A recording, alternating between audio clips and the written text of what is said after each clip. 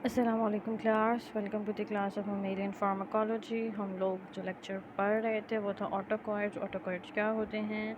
ये ऐसे केमिकल्स होते हैं जो हमारी बॉडी रिलीज़ करती है ताकि सेल्फ हीलिंग हो सके, हमारे इम्यूनिटी को डेवलप करने में और उसको हेल्प कर रहे होते हैं ये सब केमिकल्स। और इसके अंदर हम लोगों ने पढ़े थे कुछ केमिकल्स। हमने हिस्टामीन के बारे में काफ़ी डिटेल से पढ़ा था और हम ये देख रहे थे कि हिस्टामीन का एक्शन क्या है। हमने देखा कि हिस्टामीन जो है वो हमारी बॉडी के डिफरेंट पार्ट्स के अंदर अवेलेबल होगा केमिकल। और जो इसके डिफरेंट रिसेप्टर्स हैं H1 H2 H3 and H4, और हर रिसेप्टर का जो है वो डिफरेंट काम है। जैसे H1 रिसेप्टर जो है वो हमारे मसल कंट्रैक्शन वगैरह के अंदर लेकर काम करता है। H2 रिसेप्टर जो है वो हमारे इंटेस्टिनल ट्रैक के अंदर होगा, और H3 रिसेप्टर जो है वो डिफरेंट न्यूरोट्रांसमीटर्स को रिलीज़ करने में हेल्प कर रहा होता है, मतलब वो हमारे सेंट्रल नर्वस सिस्टम के अंदर होगा। इस तरह हमने H4 रिसेप्टर्स के बारे में भी पढ़ा, वो भी हमें हेल्प कर रहे थे। फिर हमने ये देखा कि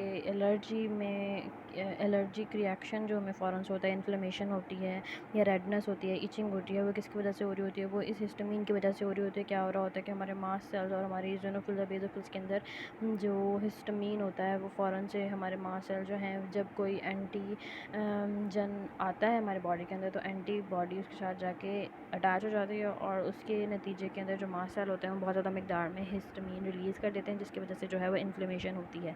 अब इस इन्फ्लेमेशन, इस एलर्जिक रिएक्शन को कोप आउट करने के लिए हमें क्या चाहिए होगा? हमें कोई ऐसे केमिकल्स या ड्रग्स चाहिए होंगे जो कि जाके इस हिस्टामीन को ब्लॉक कर सकें। तो अब आगे जो हमने पढ़ना था वो थे हिस्टामीन एंटागोनिस्ट। हिस्टामीन एंटागोनिस्ट वो सारे के सारे ड्रग्स होंगे जो हम ओरली लेंगे या हम डिफरेंट इंजेक्शंस की मदद से ले रहे होंगे, जो जो क्या काम करेंगे, जिसका मेन पर्पस होगा कि वो हिस्टामीन की एक्टिविटी को जाके ब्लॉक कर दें। अब हमने ये देखा है कि हिस्टामीन के रिसेप्टर्स 4 डिफरेंट जगहों के ऊपर हैं, H1 H2 H3 and H4। तो हमारे पास हर एक रिसेप्टर को ब्लॉक करने के लिए डिफरेंट जो है वो मेडिसिन होगी और उसका डिफरेंट इम्पैक्ट होगा।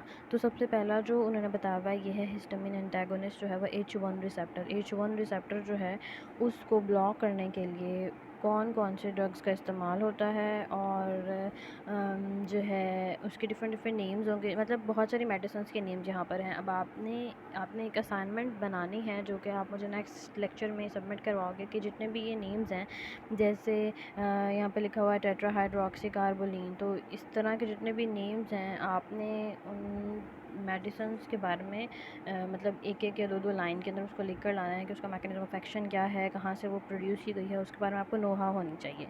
तो सबसे पहले हम देखते हैं H1 रिसेप्टर्स एंटागोनिस्ट कौन कौन से होंगे। सिडेटिव्स होते हैं और नॉन सिडेटिव्स होते हैं, मतलब कि कुछ ड्रग्स ऐसे होंगे जिनको लेने के बाद आपका नर्वस सिस्टम जो है वो स्लो डाउन हो जाएगा, रिलैक्स हो जाएगा, नींद आना शुरू हो जाएगी। और कुछ सिडेटिव ऐसे नॉन सिडेटिव जो होते हैं एंटी हिस्टामीन एंटागोनिस्ट ड्रग्स ऐसे होते हैं जिसके बाद आपको नींद वगैरह नहीं आएगी। तो जो सिडेटिव्स हैं वो क्या होते हैं, वो हाईली सॉल्युबल होते हैं लिपिड के अंदर, और वो फ़ौरन से आपके सेंट्रल नर्वस सिस्टम के अंदर चले जाते हैं, जबकि जो नॉन सिडेटिव होते हैं उनको थोड़ा टाइम लगता है अंदर जाने में। तो अब इसके आगे उन्होंने इसके एग्जांपल्स बताए हुए हैं कि पोरमिथाजीन है, इसके अलावा क्लोरोसाइक्लिजीन है, और इससे भी कम लेस पोटेंट जो है वो हमें बताया हुआ है एविल एंड मेपायरामीन है। नॉन सिडेटिव अगर हम देखें तो सेट्रिजीन है, टरफेनाडीन है, एस्टिमाइजोल है, साइक्लिजीन है। तो ये जितने भी नेम्स हैं, जितने भी मेडिसिन हैं, ये ड्रग्स हैं, इनके बारे में आपको नोहा होनी चाहिए। इसके ऊपर आपने असाइनमेंट बनानी है। H1 एंटागोनिस्ट अब कैसे हमारी बॉडी के अंदर एंटर होता है, क्या हो रहा होता है, ये एब्जॉर्ब हो जाते हैं हमारे, हम इनको मतलब ये टैबलेट्स के फॉर्म में होंगे और हम इसको ओरली ले जाएंगे अपनी बॉडी के अंदर। 30 मिनट से लेकर 3 से 6 घंटे तक आपकी बॉडी के अंदर के रहते हैं, और बाद में एट द एंड ये लिवर में ट्रांसफ़र हो जाता है, मतलब 3 से 6 घंटे तक इनका इफेक्ट रहता है। ये जाके जो हिस्टामीन है H1 रिसेप्टर उसको जाके ब्लॉक करते हैं, और एट द एंड वो एक्सक्रीट आउट हो जाते हैं with the help of kidneys. Therapeutic uses क्या हैं इसके? थेरापेटिक यूजेस का मतलब ये होगा कि अब इन ड्रग्स को हम कौन कौन सी कंडीशंस के अंदर इस्तेमाल करते हैं ताकि जो हिस्टामीन H1 हमारे पास है वो बंद हो जाए, रिसेप्टर जो है वो बंद हो जाए। डर्मेटोसिस के कंडीशन के अंदर करते हैं, ये क्या होता है, डिजीज़ ऑफ स्किन, मतलब स्किन के ऊपर एलर्जिक रिएक्शन अगर बहुत ज़्यादा हो रही हो तो उसको कंट्रोल करने के लिए हम H1 रिसेप्टर्स का इस्तेमाल करते हैं। एलर्जिक रिनाइटिस का मतलब ये होता है कि आपकी क्योंकि एलर्जिक रिएक्शन कोई भी ऐसे होता है ना, बहुत दफ़ा ऐसा होता है कि कोई भी एलर्जी का सीज़न अगर आता हो या गंदम का सीज़न अगर आता हो तो बहुत ज़्यादा छींकें आना शुरू हो जाती हैं, एलर्जिक रिएक्शन होता है। तो वो क्या होता है, इसको हे फीवर भी बोलते हैं। इसमें क्या होता है कि आपका नोज़ जो है ड्यू टू आप इनहेल कर रहे हो बहुत सारे पोलन्स या बहुत सारे एलर्जेंस, तो उसकी वजह से आपका जो नोज़ है वो इन्फ्लेमेट हो जाता है अंदर से और आपको फ़ीवर हो जाता है। तो उसको बोलते हैं एलर्जिक रिनाइटिस। और इसको कंट्रोल करने के लिए आप किसको ब्लॉक करोगे, H1 रिसेप्टर को ब्लॉक करते हो। उसके अलावा मोशन सिकनेस और इनमिसिस मतलब वॉमिटिंग अगर आपके हो जाए तो फिर आप मेडिसिन लेते हो, H1 रिसेप्टर्स को ब्लॉक करने की हेल्प करते हो। पार्किंसन डिजीज़ को कंट्रोल करने के लिए आप जो है वो H1 रिसेप्टर्स को ब्लॉक करते हो। ये क्या होता है, ये भी ब्रेन डिसऑर्डर है जिसकी मदद से आपका बैलेंस, चलना फिरना, कोऑर्डिनेशन वगैरह आपकी ख़त्म होती जाती है, मतलब आपका दिमाग जो है वो बैलेंस नहीं कर पाता, बॉडी को बैलेंस नहीं कर पाता। इसके अलावा सेडेटिव एजेंट्स भी आप जो है वो लेते हो, जो अगर आपने नींद दिलवानी हो पर्सन को तो। और इसके अलावा प्री एनेस्थेटिक मेडिकेशन के तौर पे भी आप ले रहे होते हो, मतलब कि एनेस्थीसिया कराने के लिए जो है, मतलब नींद आने के लिए आप उसको लेते हो। लेकिन हमें ये पता है कि थेरेपेटिक यूजेस तो हैं, लेकिन अगर हम एक चीज़ को बहुत ज़्यादा मकदार के अंदर लेते रहेंगे और बहुत ज़्यादा क्वांटिटी में लेंगे तो उसके एडवर्स इफ़ेक्ट्स भी होंगे, कि मतलब उसके नुकसानदेह इफ़ेक्ट्स भी होंगे। तो सेंट्रल नर्वस सिस्टम के ऊपर इसके कौन से नुकसान वाले इफ़ेक्ट्स हैं कि ये हमारे पास नींद एक तो आना शुरू हो जाती है, रिलैक्स हो जाएगा हमारा नर्वस सिस्टम। इसके अलावा या तो ये हो सकता है कि हमें एनजाइटी हो जाएगी, एजिटेशन हो जाएगी, मतलब एनजाइटी आ जाएगी, परेशानी, नर्वसनेस हो जाएगी, डिलीरियम, मतलब हमारी थिंकिंग एबिलिटी ख़त्म हो जाएगी, ट्रेमर्स, हमारी बॉडी जो है वो शेक करना शुरू कर देगी। कभी कभी ऐसा होता है ना, लोगों के हाथ जो है वो कांपते रहते हैं कॉन्टीन्यूसली, तो कोई भी बॉडी का एक पार्ट कॉन्टीन्यूसली उस पर आपका कंट्रोल नहीं रहेगा, वो शेक करती रहेगी, तो ऐसी कंडीशन भी हो सकती है। इनकोऑर्डिनेशन हो सकती है, हेलुसिनेशन हो सकते हैं, कन्वुल्जन्स हो सकती हैं। कन्वुल्जन मतलब आपकी बॉडी में वो जो अटैक होता है, बॉडी के मसल स्टिफ हो जाते हैं, अकड़ जाते हैं और फिर रिलैक्स होते हैं, फिर अकड़ते हैं, जो झटके लगते हैं, वो हो सकती हैं। किसको इस्तेमाल से, फर्स्ट जनरेशन एंटीहिस्टामीन रिसेप्टर्स जो हैं अगर हम उनको लेंगे, ड्रग्स जो हैं उनको लेंगे तो। इसके अलावा गैस्ट्रोइंटेस्टाइनल ट्रैक्ट के अंदर आपको क्या मसले हो सकते हैं, आपको वॉमिटिंग हो सकती है, डायरिया हो सकता है, एनोरेक्सिया हो सकता है। एनोरेक्सिया मतलब फियर ऑफ बिकमिंग फ़ैट। बहुत सारे लोगों को ये बीमारी हो जाती है कि उनको लगता है कि वो थोड़ा सा भी खाना खाएंगे तो बहुत मोटे हो जाएंगे, तो ये फेयर होता है। ये भी एक सेंट्रल नर्वस सिस्टम का डिसऑर्डर है। तो ये हो सकता है, नोज़िया हो सकता है, एपिगैस्ट्रिक डिस्ट्रेस हो सकती है, आपके गैस्ट्रिक जो हमारे पास हमारा गैस्ट्रोइंटेस्टाइनल ट्रैक है उसके अंदर डिस्कम्फर्ट हो सकती है। इसके अलावा कॉन्स्टिपेशन हो सकती है, आपकी माउथ जो है वो ड्राई हो सकता है, थ्रोट वगैरह सब ड्राई हो सकता है, यूरिनरी रिटेंशन हो सकती है। ये सब कुछ भी फर्स्ट जनरेशन के मॉलिक्यूल एंटी हिस्टामिन रिसेप्टर्स की वजह से इसके अलावा क्या होता है, आपको हेडेक हो सकता है, आप फेंट हो सकते हो, चेस्ट को टाइटनेस फील हो सकती है। कभी कभी ऐसे होता है ना, आपको लगता है आपका दिल बहुत तेज़ी से धड़क रहा है और वो आपको हार्ट बीट जो है वो डिस्कम्फर्ट फील कर रही होती है, उसको बोलते हैं पैल्पिटेशन। इसके अलावा हाइपरटेंशन हो सकती है आपको, या फिर आपको नज़र ना आ रहा हो, धुंधला नज़र आना शुरू हो जाएगा, ऐसे इफ़ेक्ट हो सकते हैं बिकॉज ये ड्रग्स जो हैं वो जाके आपको स्ट्रॉन्ग किस्म के डोजेज़ है ना ये आपके बॉडी के डिफरेंट पार्ट्स के ऊपर जाकर अफेक्ट कर रहे होते हैं।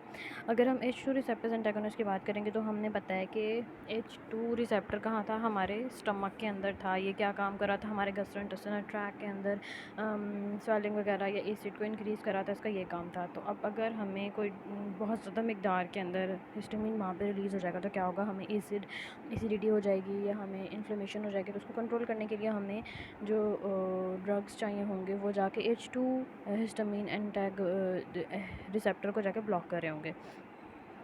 तो ये जो H2 ब्लॉकर्स होते हैं इनका उन्होंने बताया हुआ है, साइमेटिडीन है, फेमोटिडीन है, निज़ातिडीन है और रैनिटिडीन है। इसके ऊपर भी ये भी आपको पता होने चाहिए इनका मैकेनिज्म ऑफ एक्शन क्या है और ये कहाँ से प्रोड्यूस हुए हैं, ये भी आपने ऐड करने हैं।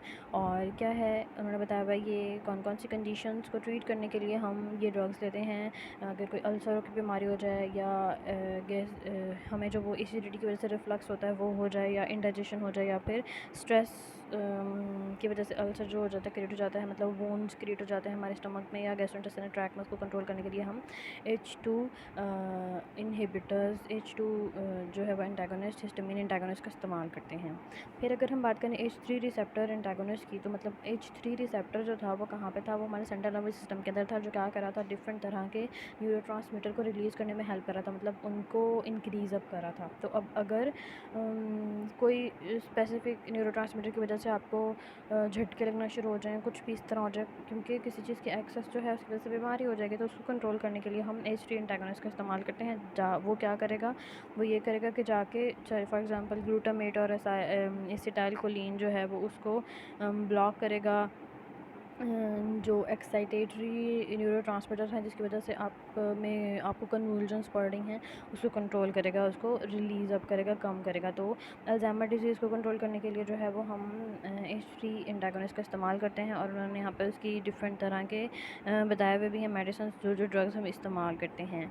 फिर क्या है, यही उन्होंने बताया हुआ है कि H3 रिसेप्टर जो है वो न्यूरोट्रांसमीटर्स को जो है वो makes receptors as novel therapeutic, क्योंकि ये H3 रिसेप्टर जो है वो न्यूरोट्रांसमीटर को इंक्रीज़ या डिक्रीज़ कर रहा होता है। तो ये एक बहुत नॉवल ड्रग है जिसको हम इस्तेमाल करके बहुत सारे मुश्किल वाली जो बीमारियां होती हैं उसको कंट्रोल कर सकते हैं, जैसे मूवमेंट डिसऑर्डर्स हो गए, ओबेसिटी हो गई, शाइज़ोफ्रेनिया हो गई। शाइज़ोफ्रेनिया का मतलब वही हो गया कि चलना फिरना बोलने में जो मसला हो जाते हैं लोगों को, वो हो गया, उसको कंट्रोल करने के लिए हम इस्तेमाल करते हैं।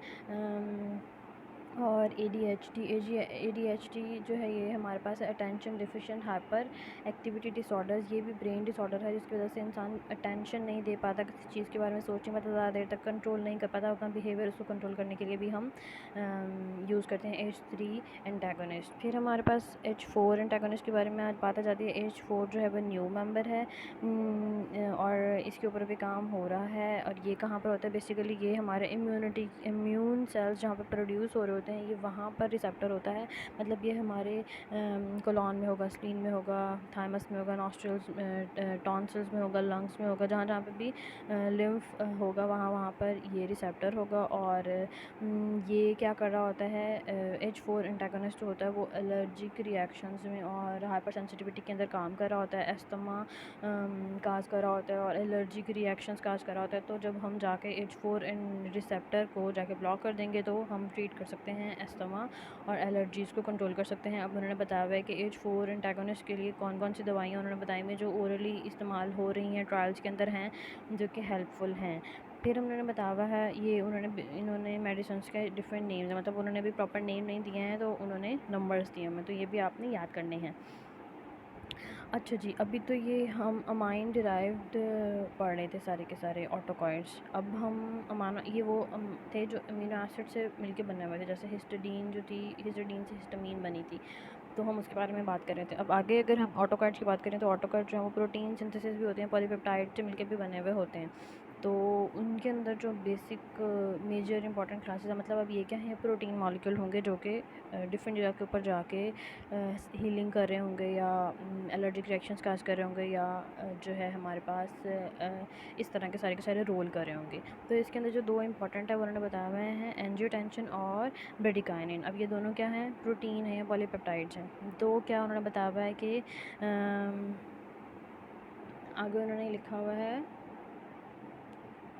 The kinin kallikrein system makes bradykinin by proteolytic cleavage. जब उन्होंने बताया है कि जो ब्रेडिकाइनिन का मॉलिक्यूल है, क्योंकि पॉलीपेप्टाइड है, किसी प्रोटीन को ब्रेक डाउन करके उससे बना होगा, तो उन्होंने बताया है कि किस तरह किस एंजाइम की मदद से किसकी क्लीवेज की होती है, तो ब्रेडिकाइनिन का जो पॉलीपेप्टाइड है वो प्रोड्यूस होता है। ये भी आपको करने की ज़रूरत नहीं है, सिर्फ आपको समझाने के लिए है। मेटाबॉलिज्म इसका कैसे है कि कैसे ब्रेक होता है, 3 डिफरेंट एंजाइम उसके ऊपर काम करते हैं और वो ब्रेकआउट हो रहा होता है डिफरेंट पोजीशंस के ऊपर से। फिर ब्रेडिकाइनिन के रिसेप्टर्स कौन कौन से हैं, B1 रिसेप्टर है जो कि कहाँ पर एक्सप्रेस होता है, जब आपके किसी टिश्यू में इंजरी होती है, मतलब खून निकलता है, तो वहाँ पे जो बहुत ज़ोर से पेन होती है वो किसकी वजह से होती है, वो ब्रेडिकाइनिन रिसेप्टर की वजह से होती है। और इन्फ्लेमेशन का में भी इसका बेसिक रोल है। तो यही सब कुछ उन्होंने बताया हुआ है। आगे उन्होंने बताया हुआ है कि कौन कौन से मेडिसिन आप इस्तेमाल कर सकते हो। इसके अलावा B1 के बाद B2 रिसेप्टर होते हैं जो कि कंटिन्यूसली एक्सप्रेस हो रहे होते हैं वेज डायलेटरी रोल में, मतलब ये डायलेट कर रहे होते हैं आपकी वेन्स को। B1 और B2 receptors belongs to G protein coupled receptors. तो ये दोनों क्या हैं, ये प्रोटीन्स हैं और ये प्रोटीन की एक फैमिली होती है G प्रोटीन कपल्ड रिसेप्टर्स। तो ये वहाँ से बिलोंग करते हैं। फार्मास्यूटिकल इसका रोल क्या है, ब्रेडिकाइनिन जो है वो वेज़ोडाइलेटर है, ये ब्लड प्रेशर को ड्रॉप कर रहा होता है, इसका बेसिक काम ये है। तो जो है it causes contractions of non muscular smooth muscles in the bronchus and gut, increase vascular permeability and is involve mechanism of pen.